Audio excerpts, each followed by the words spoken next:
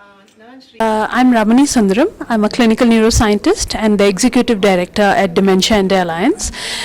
Today we are here to report about the study that we have done in Bangalore for about 700 people plus to identify cognitive impairment in educated people in Bangalore.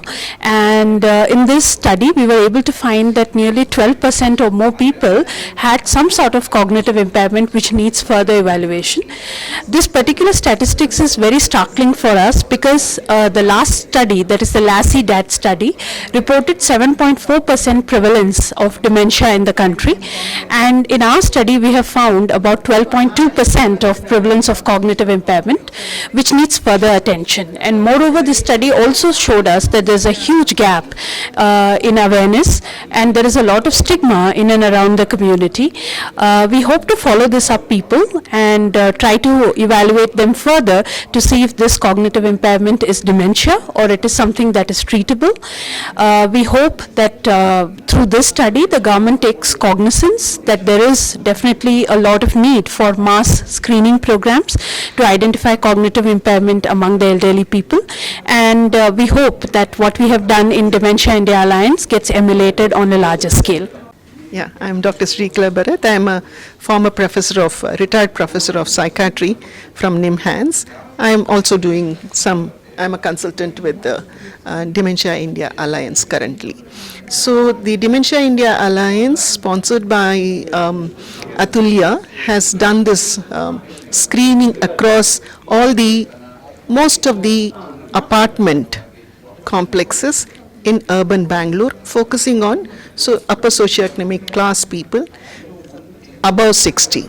And what they have done is they have mainly screened for memory disturbances, which we say cognitive disturbances, and disturbances in everyday activities in doing complex things.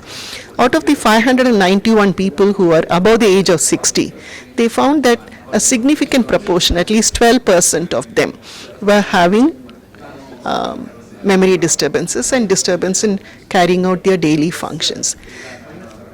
A large proportion of their relatives also were able to say that yes, their parents or their spouses had problems in their memory, but they assumed that it is because of aging and nothing needs to be done. And out of this 591 people, at least half of them have either diabetes or hypertension. They know that they have these conditions and they go regularly to their doctor, either to a specialist or to a family physician. But there also the doctors often do not miss these sort of memory disturbances and difficulties in everyday activities, and do not think about that whether the person is a vulnerable candidate for dementia and refer them to a neurologist or a neuropsychiatrist. So there is a need for increasing awareness and decreasing stigma in the family, in the larger community, and among the medical professionals. And I think we need more and more advocacy by organizations like DIA and ATHULYA to tell the government that there needs to be policies and national programs addressing this cognitive disturbances and dementia, because it is going to be a very significant public health issue in the coming decades.